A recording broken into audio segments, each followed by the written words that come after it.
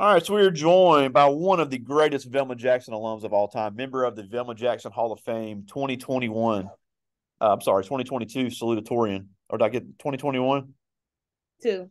2022 Salutatorian. Korlin Murry, just uh, rising sophomore at Tuskegee University in Tuskegee, Alabama, pre-law major, doing so many great things. So we thank you so much for taking some time for us today. Yeah, you are so welcome. All right, so before we get into your experience at Tuskegee, take us back to your experience at Velma Jackson because you were here during COVID, but you were involved in a lot of things. You were in TSA, among other things, and you really were a spectacular student your entire time here, which led to going to a great university. So just talk briefly about that as you moved into your college experience. Well, like you said, like I was involved in TSA, the Academy of Multimedia. I was involved with a lot of advanced courses that helped me to get a college degree a bit earlier. I will be graduating in 2025 instead of 2026, which was the course of plan. So I'm really excited about that. And yeah, I'm glad I took advantage of those opportunities that were given to me of So, dual so and just so I'm hearing that correctly, you're going to graduate a year early at Tuskegee. yes, sir. Wow, that's impressive. And that was because of your dual credit courses you took while you were a senior here at Velma Jackson. Yes, sir. Wow, that's incredible. Now, one thing we talked about before lunch, we just got back from lunch and we were talking about, and I beat this like a dead horse, and I know they're so sick of us talking about it, but the importance of this ACT because you hear a lot of students say, I can't afford to go to college. My family can't afford this. It's too expensive. But the ACT really is the ultimate equalizer. It really is nothing but a money test. So that's the basis and the baseline for all these scholarships, whether it comes from the university, whether it comes from a grant, whether it comes from a third party. That ACT is going to be the tiebreaker. So tell us, hold on, I'm sorry. I don't know what in the world's going on my computer here. So what were some of your strategies with the ACT to have as high a score as possible? I would say take advantage of the help that is offered to you by your teachers. I know I had a very, very strong math teacher that I could come to her with a problem that was outside of something we were working on and actually get help with something that has to do with ACT. I will also say they have an option for you to get your test back, and it's important to, that's what I did. Like, it's important to like look over the test answers that you got incorrect and like try to talk to your teachers about them, or maybe even, I don't know if they still have ACT prep class, maybe talk to the ACT prep teacher about it, things of that nature. Well, and it's like I said, and I'm glad you mentioned that because what we do, we try to at least spend the time before lunch going over the ACT questions. Coach Drain does, our ACT prep teachers do as well. And I know it gets old and it's tedious, but at the end of the day, those strategies that you go over really make a difference because I know it helps you have an incredible ACT score. Yes, it does. All And right, so ACT is very important to yeah, get and college. I'm like I said, I know everybody's sick of us talking about it all over Madison County schools, but it really is such a big deal. So take us through your college decision because you are at one of the top HBCUs, one of the top universities in the country there in Tuskegee, founded by the great Booker T. Washington. So there's a lot of history there. And it's a tough school to get into and a tough one to remain at once you get there. So tell us a little bit about your Tuskegee experience because we talked about it last year and it's very interesting. I would say the Tuskegee experience is very family oriented. Coming from a school like Velma Jackson, I thought it was important to go to a small private school with a lot of people that look like us because that's the environment we grew up in. I mean, it would be a good idea to venture out Yeah. pretty soon, but to start fresh out of college, you're still young. I mean, fresh out of high school, you're still young. So just try to go to an environment where you feel more comfortable because it can get tough and you do need to have more people to lean on. So I think it's important to go to a HBCU. Also, I think it's important to pick a school that you actually enjoy, not just a school that, oh, well, my friend's going here, so I'm going to go here, because you can find people outside of the people you already know. I know it's like we already been going to school with these people since kindergarten. You know, we knew majority of these people for 13 years. So it's like, okay, it my friends going here, I'm going to stick here. But I can't say that it's important to just get outside of your comfort zone and meet new people. So that's why I decided to go to a school that I knew it would be basically nobody there that I knew. Like, yeah. So Yeah, and it's not just that. You know, one thing a lot of kids tell me, because I'll suggest an HBCU because we got good ones in Mississippi, and then you're one in Alabama as well. And they say, "Well, I'm sick of going to black schools. I've gone to a black high school." But one thing I always say is that historically black does not mean exclusively black. And then also, I know for a fact at Tuskegee, you have students from literally every continent on the planet. So it is not just the same type of environment that you've grown up in. It really is a very diverse student body. it definitely is. We have students from India, being as though we're like the top, one of the top vet schools in the country, not just producing black vets, but producing vets of all cultures. So there's a lot of people from diverse cultures, specifically in the vet department, if that's something you're interested in. I mean, people from everywhere, India, Asia. Yeah, so I mean, that's what I always try to say is that even if you are at HBCU, you can still get a great international and diverse experience, which I think is so cool because I mean, I'm a nerd. I love meeting people from other countries, but it really is a good skill to have and a great diverse educational thing to have. Now, take us through. I know you said last year your first semester at Tuskegee was kind of tough. You were a great high school student, and you still are a great student, but you said you kind of made some small mistakes that kind of got you behind. So take us through that and how you adjusted and how you overcame that, because it's not an uncommon thing. It's a very common thing to hear that from college freshmen. And you had a great strategy to get through that. So take us through that and how all that worked.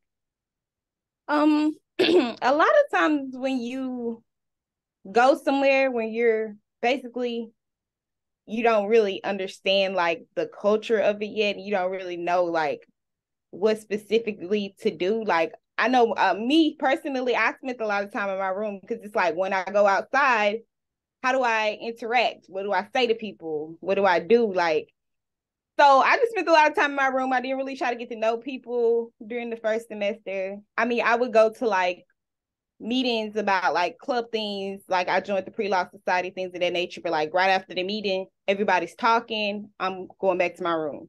Like I wouldn't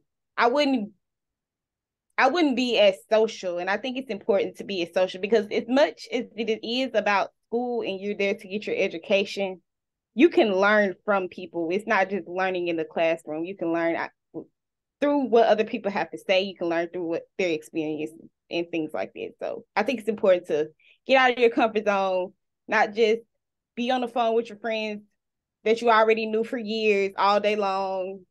Try to meet new people, try to learn from new people, and try to experience new things. Don't be afraid to try different things. I know me personally, I have no interest in the ocean. And I joined the Ocean Explorers Club because I met a girl. She was going to an Ocean Explorers Club meeting and she invited me. So I was like, okay, this is a good opportunity to get to know somebody and also try something different. And I actually enjoyed it. And I'm now running for election to be a part of the executive board because it's something I'm really interested in now. Wow. Not even just as a career choice, but you get to know about a lot of things outside of what you want to do with your career. You get to know like things you want to do for fun. So I think that was important. And I was so glad I did that. That's awesome. And that's also a great point because, one thing I try to emphasize with people going to college is that, yes, the grades are paramount. You've got to stay on, especially if you're on scholarship and it has a GPA requirement, you're going to have to keep that. But, the old adage is it's not what you know, it's who you know. And I'll even go one step farther and say it's not who you know, it's who knows you. So having those networking opportunities, not only with professors, but peers is vital. And then especially, I know your dream is to become an attorney, and I know you're going to achieve that. But you've already started networking outside of school with some attorneys. So how has that benefited you? Because we have kids here that want to be doctors, they want to be nurses, they want to other ones that want to be attorneys. So even though they're all going to do great in the classroom, there's also other things that are involved in that in order to get your name out there and get that experience. So how all has that worked for you? I've got to know a lot of attorneys, so I feel like that I could come to them for advice. I know this summer I was doing an internship at the Rankin County Circuit Court. I got to see a lot of court proceedings. I got to ask questions about like what specifically was going on. So I feel like getting to know people who are actually in the field, you get to know like the real, not just like what you can read about. Like she let me know a lot of tough things that kind of made me skeptical, but at the same time, it's something that I needed to know. So I think it's important to get to know everything about the profession, not just the glitz and glam that you read on the internet about like salary, like how much time you get off, things like that. But like the fact that sometimes me wanting to be attorney, accepting that sometimes you can't help everybody. That's something she really taught me, like to learn to let it go. As much as hard as you can try, like you have to like learn to let it go. That's something very important she taught me, because I know me personally, like I believe like everybody can be helped, but sometimes you just beating a dead horse. So I think it was important that she was letting me know, like, because I would tell her like, dang, it really seems like you have it so compartmentalized where you don't think about it when you walk out. And I'm asking you questions about it, and you're answering them like very matter of factly. And I'm like, dang, it seems like you don't care, but it's not that she doesn't care. It's just that she knows how to separate herself, because you run yourself crazy. So Yeah, that's and that would be in any profession. But one thing I always say for people wanting to be attorneys, it's not like you see on TV. mm-hmm. I mean, we all love the courtroom dramas. I love them too, but that is so. I mean, because I have friends that are attorneys, and they're like, "Yeah, that never happens." It's that's a very very small part of the actual legal field. So people interested in the legal field, there's always a need for more women attorneys. There's always a need for more black attorneys. But the stuff you see on Law and Order and All Rise and all that, Only 2% of attorneys are black females. So yeah. So I mean, there's definitely a need for black attorney females. But at the end of the day, it's not like you see on TV. That is all for drama and viewers. Even though I love the shows too, but there really is a need for it because there needs to be people to represent every group. So I would encourage anybody, if you're kind of unsure, you're a great resource to reach out to look at the legal field. So there's always a need for that. Now, you mentioned briefly about you were in the pre-law society there at Tuskegee. I think that's another important thing because you talked about your first year, you really didn't get involved in things, or your first semester, you didn't really get involved in things.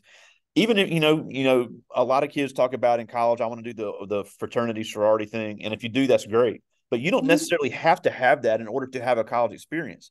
Every department is going to have professional development and going to have those student organizations to where it gives you opportunities to have the social life and to network. So how important has that been for you? um I think it's important to be a part of a lot of times certain sororities may get like, I don't want to speak.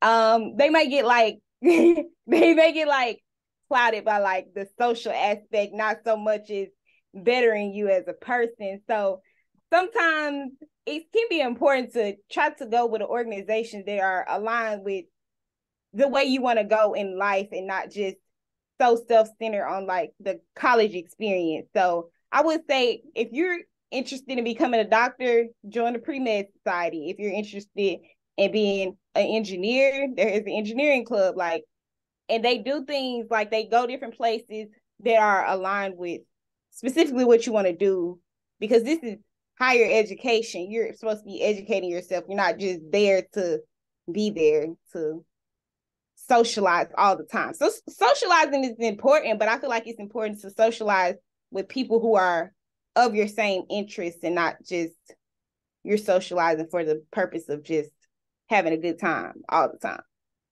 All right. Now, the last thing before I get to the students' questions is, what are all the scholarships that you earned in order to go to Tuskegee? Because I know you had quite a few. Okay, there was the Madison County Alpha Kappa Alpha scholarship. There was the George S. Cole scholarship, the Ivy League Design Scholarship. There's a I don't want to misspeak, but I'm not really sure what region it was from, but it was in a mega sci-fi scholarship. I'm not really sure what region it was from.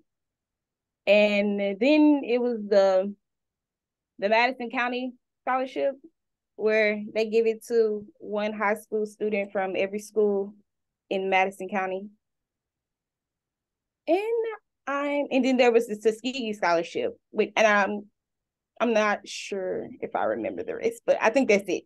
Yeah, but I mean, and obviously, and that's impressive. But you did have to write some essays for that type of stuff, and you had to get some letters from teachers. And I think I did a couple of them myself. But you hear kids moan and groan about, oh, I don't want to write an essay. But if I have a chance to save $5, $6, $7,000, $10,000, or even $1,000 on college, I think I can sacrifice a couple hours of my life in order to write an essay for a scholarship. Definitely. And in most of the scholarships, like me personally, I like to write. So it's nothing hard about it. Like I would say for me, most of them were about like your life. So if you are a person who like keeps a journal or something like that, it can be really easy to write about you personally. It's not a lot of research involved with the topics. They just want to know you. They want to know what do you want to do. They want to know your aspirations. So it's really simple to like write those things about yourself. And also you have great teachers who will help you and read over them and make sure they are up to par. Yeah, I agree, and that's the thing. We had another senior, a former student last year, and I'll even say it was Michael Rosenthal. He was a great student here as well, and he said kind of the same thing you said. You know, he's still friends with everybody from high school, and he's still, they're still in the group chats and all that stuff. But because he's made the new friends in college, he's got a whole other set of friends. And he said his roommate that he met at Jackson State is going to be his best man in his wedding. So, people are so afraid, I'm going to leave behind, you don't have to leave behind anything. But there's always that room for growth, and you can still use your friends from high school to help you with your college stuff, even if they're not going to the same place. So that's a great point. But I got some questions here, and these are some excellent questions we got from some seniors here. So they're getting pretty deep here. So I hope you're ready. This first one is Quayshawn Sutton, and he asked, "What was the next step, or what? How did you adjust from taking your next step from being salutatorian to a college freshman?" I will say it was pretty hard because ever since I was younger, like a lot of times I would be like the top person in my school, but like going to a school where we're all here for the same reason, we're all here with the same credentials, it's kind of hard where you feel like, oh, I'm not the smartest person in the room anymore, basically. So Yeah, not to say I usually am, but one of the smartest. So it's like it's kind of hard to like have to ask people questions because you never know who may know something that you don't know. So I think it's important to be open minded and just accept that anybody can help you. You're not exempt from needing help from anything. yeah, and that's tough for anybody to adjust to. Luckily, I'm not, and the class size at Tuskegee is pretty small, and that's a great advantage of the smaller private schools or even the smaller state universities. If you're used to a small class like we are here at Velma Jackson, and you learn better that way, I always tell people, no matter where you go to school, go to some place that's gonna be conducive to your learning environment. Don't go to the big school because your friends go there. That is, a mistake a lot of people make. And I know, and I think you do well anywhere, but you knew the class size going to Tuskegee, and you knew that would be beneficial for you, knowing the way that you learn. Mm-hmm. All right, here's a good one. This is Patricia Evans, our new TSA president here this year, and she asked, Hey. what was your biggest miscommunication you had coming from high school into college? Um, uh, I'm not, I think that a lot of people feel like the work will be harder. I don't think it's necessarily harder. It's just, it's harder to have to self regulate. There you So go. I think the workload, it's pretty much the same to me. Yeah. So I think it's just when there's something else to do, will you do the right thing? So a lot of people say like, oh, a lot of people flunk out of their first semester of college, or they don't come back after their first semester of college. And I don't think it's because they can't do the work. I think it's because they don't have self-control. They can't regulate themselves. There you go. And then on top of that, you're not going to be near as flexible on deadlines. Right. But yeah, I agree 100%. I think that's a very true statement. Now, her second part of her question is, what is something you wish you could have done differently your first year? The first year of school, First year of college. Something I wish I would have done differently my first year is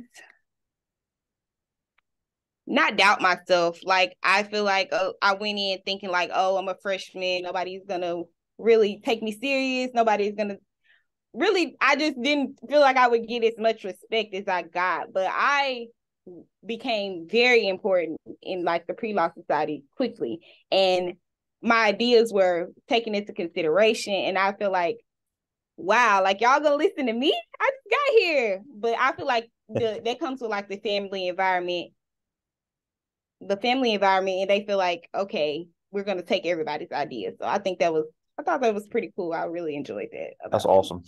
Now, here's two good ones as well. This is Michaela Davis. And she asked, is there anything you regret that you did not do in high school?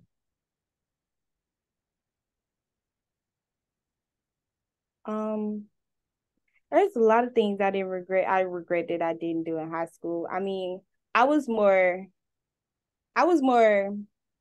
on the academic side. So anything I did for school, as far as like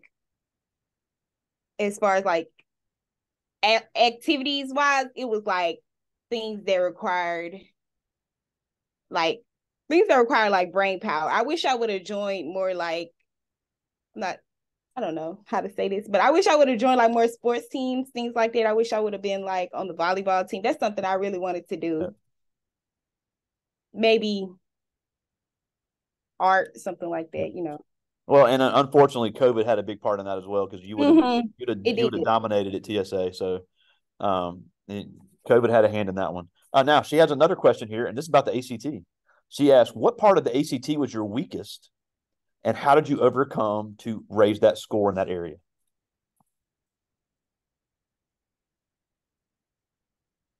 I think math and English were pretty even. The problem I had with math, it's not a lot of the stuff that we were taught. So you would have to go outside of your regular classroom environment to learn most of that stuff. So it was a lot of, like I said, looking at the questions I got wrong, bringing it back to my teacher, she would have to teach me how to solve this specific problem, because a lot of the problems in the ACT are the same, but switch numbers on the next time you take it. So learning how to solve that particular problem, or learning how to solve another problem like that, was important. And with English, a lot of the times the way I say things aren't the way they're supposed to be said. So I know basic English, but it's like once you're saying it in your mind, it's like, yeah, that sounds right. But then it's like, yeah, this also sounds right. So it's like multiple things that could be the answer, but it's like, but there's only one answer. So I would say like going on YouTube, getting like grammatical error videos, looking over them, that really helped. I'm glad you said that. We had our ACT tutor here say the exact same thing, that grammar is the biggest mistakes people make because they think of it the way they talk. Because even the teachers here, as educated as we are, being in Mississippi, we don't use proper English all the time. And it's a very easy trap to fall into. And the ACT doesn't care that we're from Mississippi. They want the correct grammar. And I'm glad you said that, because that is the exact same thing that we are hearing. So that was a great point.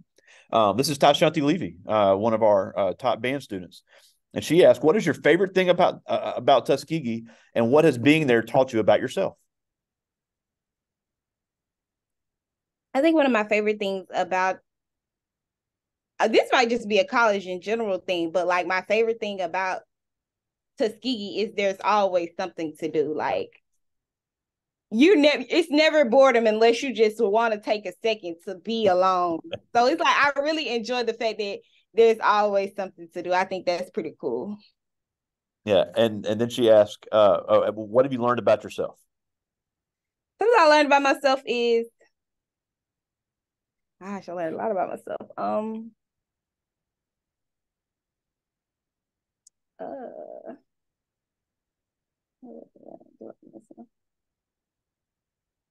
Something I learned about myself is that I am fully capable. Like, I feel like sometimes you doubt yourself. You don't really know if you can do something as good as the next person. But I just think it's important to have self-confidence. So something I learned about myself is there's nobody that can get the job done. Yep. And she also asked, is it hard keeping up with your high school friends? Yeah, it is. It is. We have summers. I've seen maybe 2 of them this summer, but a lot of them have work, stuff like that. So, I mean, it's Just pretty because you hard. don't submit, I mean, and it's hard for me too. I had a huge class, but social media has made it magical where you can still keep up with people and stay in people's lives. But just because you don't see them every day doesn't mean you're not friends for life. It's got 2 Love's more. still the same. Love's still the same. I agree. She's got 2 more. This is Cheyenne Harvey. She plays volleyball. One of our cheerleaders. She said, what is the key to maintaining good grades in college? Self-regulation. I think it's important to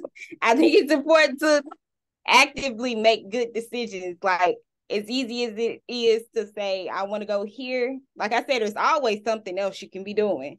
Yep. So as easy as it is to say, I want to be here, it's a daily battle every day. I'm not doing that today. I have to do this.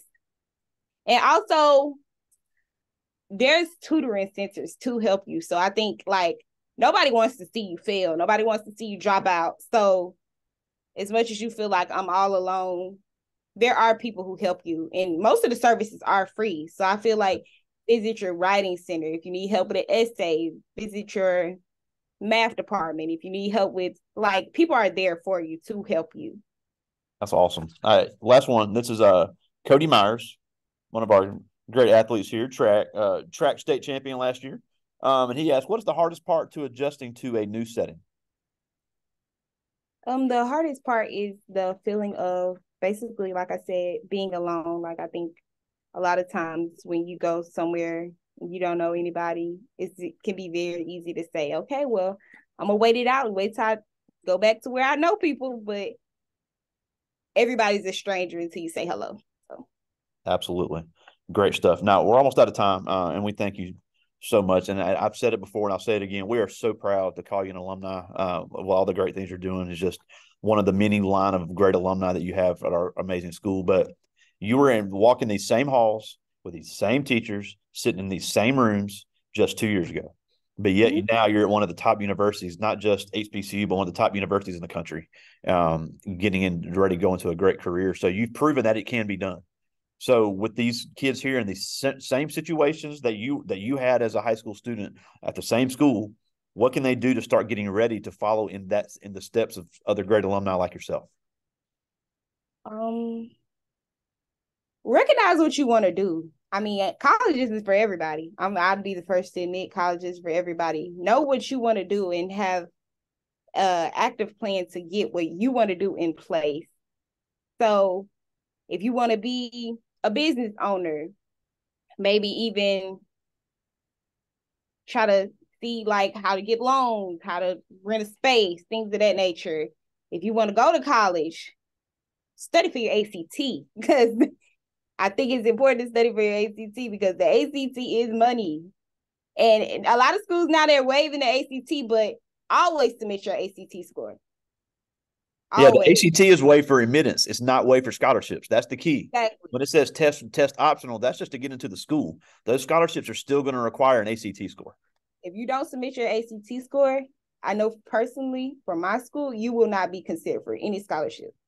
They might let you in, but you will not be considered for any scholarship. So I think ACT is very, very important.